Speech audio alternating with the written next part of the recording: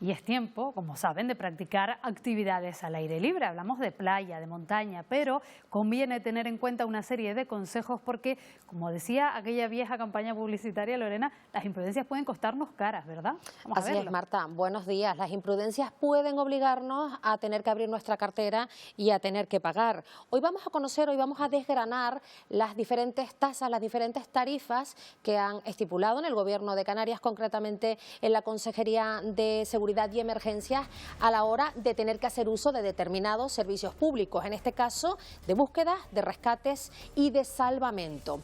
Nos vamos al aire libre, a la naturaleza, a practicar alguna actividad deportiva o recreativa. Nos da una fatiga, nos perdemos, nos caemos. Bueno, vamos a tener que necesitar algún tipo de rescate. Pues bien, por cada integrante, por cada trabajador del servicio de emergencias o de salvamento que sea activado para venir a ayudarnos, tendremos que abonar 36 euros la hora. En caso de necesitar un helicóptero, activar este dispositivo, sí señor, serán 2.000 euros por cada hora.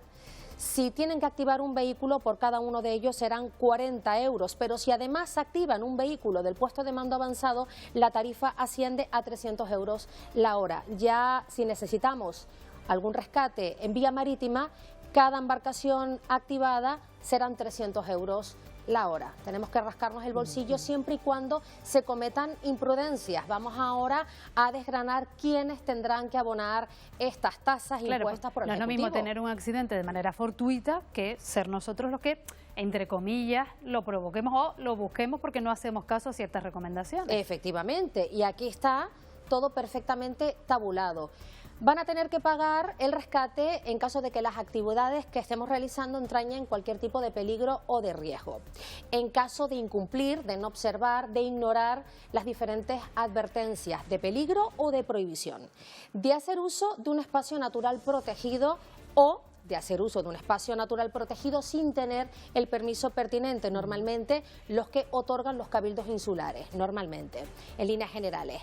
También por realizar actividades contrarias a las especificadas y a las debidamente señalizadas, es decir, prohibido hacer fuego y vamos a hacer una chuletada. Eso es un ejemplo. Y además se prende fuego el monte, imagínate. Efectivamente. Y otro caso, pues que lo vemos todos los días, es el hecho de necesitar rescate al no disponer del equipamiento adecuado. Esto lo vemos prácticamente a diario en las cumbres de las islas o en el Parque Nacional del Teide, cuando vemos a tantos turistas que suben de excursión con ropa de playa. Como estuvieron en la playa. Pantalón corto, ¿vale? Sin ropa de abrigo, en fin.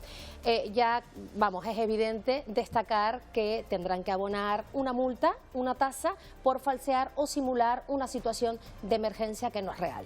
Bueno, aquí con todo esto que nos has contado, me imagino que lo complicado es discernir entre dónde se produce un accidente fortuito, como decíamos, y dónde está esa imprudencia. Y pues a veces a lo mejor ese cobro no se termina de realizar porque es difícil diferenciar o distinguir dónde estuvo una situación o la otra. Pero en cualquier caso hay que extremar las precauciones, hay que hacer caso a las recomendaciones, porque más de una vez hemos visto esa bandera roja en el mar y oye, que las hemos ignorado o nos hemos metido por un sendero que no es oficial, por ejemplo, porque el senderismo va aparte, o sea, todas las personas que realicen senderismo o montañismo tienen que leer, tienen que estudiarse previamente esa normativa que es específica.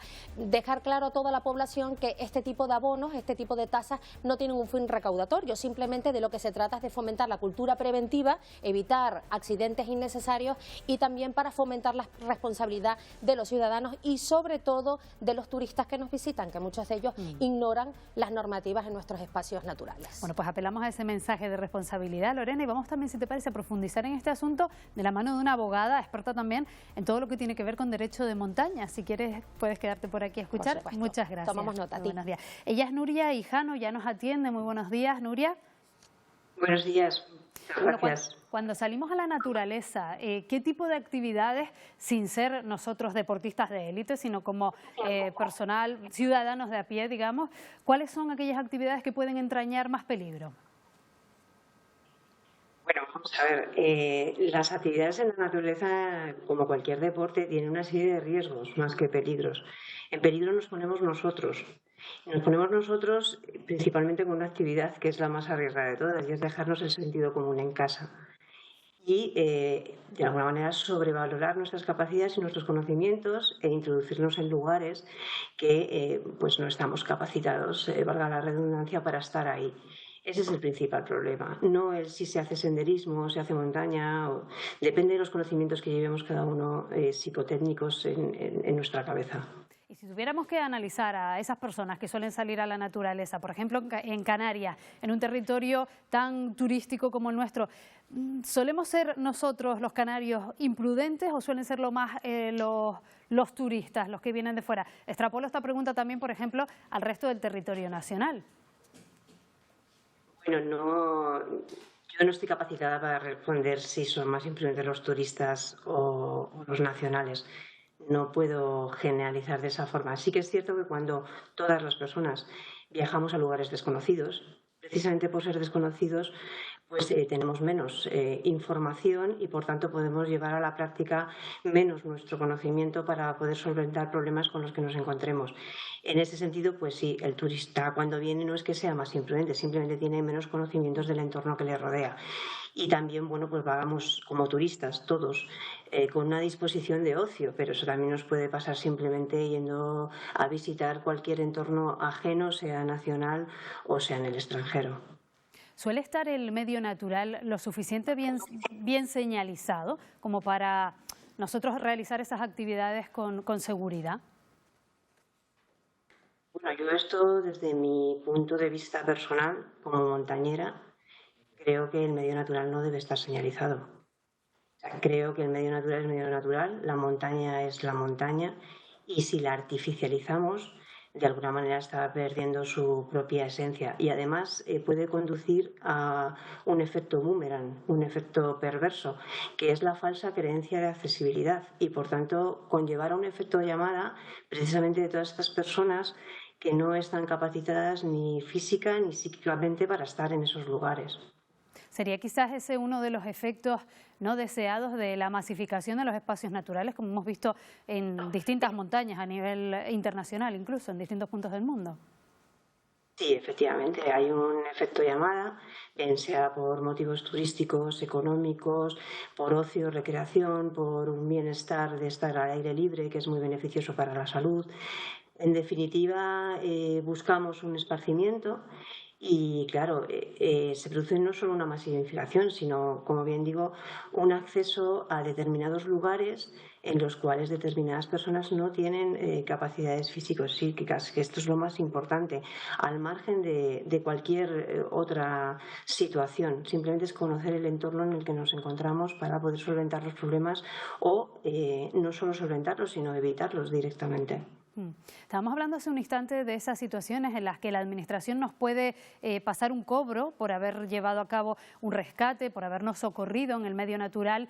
Yo no sé si normalmente esos cobros suelen llevarse a cabo o es difícil diferenciar o identificar cuándo ha sido un accidente, cuándo ha sido una imprudencia. Bueno, la normativa que hay al respecto deja en números clausus, o sea, muy taxativamente cuándo se va a cobrar. Evidentemente, bastaría con la mayoría de ellas cuando dicen una situación que entrañe riesgos para las personas, porque cualquier práctica en la naturaleza entraña riesgos para las personas. ¿Por qué? Porque hay una serie de riesgos objetivos que no dependen de la persona, pero que podemos subjetivizar y por tanto convertir en un riesgo anómalo, como por ejemplo pues un desprendimiento de piedras es algo objetivo que pasa habitualmente en una montaña, pero si nosotros no conocemos cuáles son las zonas potencialmente susceptibles de desprendimientos y nos exponemos a ellas, bien sea voluntariamente o involuntariamente, pues nos estaremos poniendo en un riesgo anómalo, ¿no? Está por encima de los estándares medios, porque podíamos haber evitado estar en esa situación. Lo mismo ocurre, por ejemplo, pues cuando hay una alarma por avalanchas de nieve con grado 3, grado 4, en las que no se debe salir ni estar en esos lugares donde hay ese riesgo tan elevado. Y hay gente que sale. Ahí se está cometiendo claramente una imprudencia. O una alerta meteorológica de una ola de calor que puede provocar desvanecimientos que pueden conllevar incluso a la muerte. o una Filomena, como hemos sufrido, en el que la gente se expone a sufrir hipotermias. Entonces, bueno, pues si hay un conocimiento pues, por parte de las autoridades y de la Administración público y notorio, está claro que estamos contraviniendo pues las normas que se nos están indicando, y ahí hay una imprudencia claramente intencionada o no, pero sí que es cierto que lo estamos haciendo porque queremos exponernos a ese riesgo.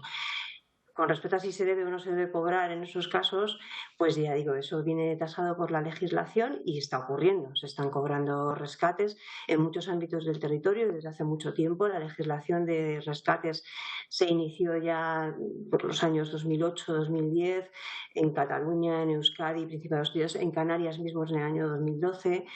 Y bueno, pues se está produciendo, no es una fórmula habitual, pero sí que se está produciendo. Sí, de hecho, ya en el 2018 tenemos incluso una sentencia que avala el cobro de estos rescates por parte de las comunidades autónomas. Bueno, pues apelamos a esa responsabilidad, a esa prudencia, sobre todo a la hora de salir a la naturaleza. Nuria Hijano, abogada experta en Derecho de Montaña, gracias por habernos aclarado estas cuestiones. Muy buenos días. Gracias, muchas gracias por invitarme. Buenos días.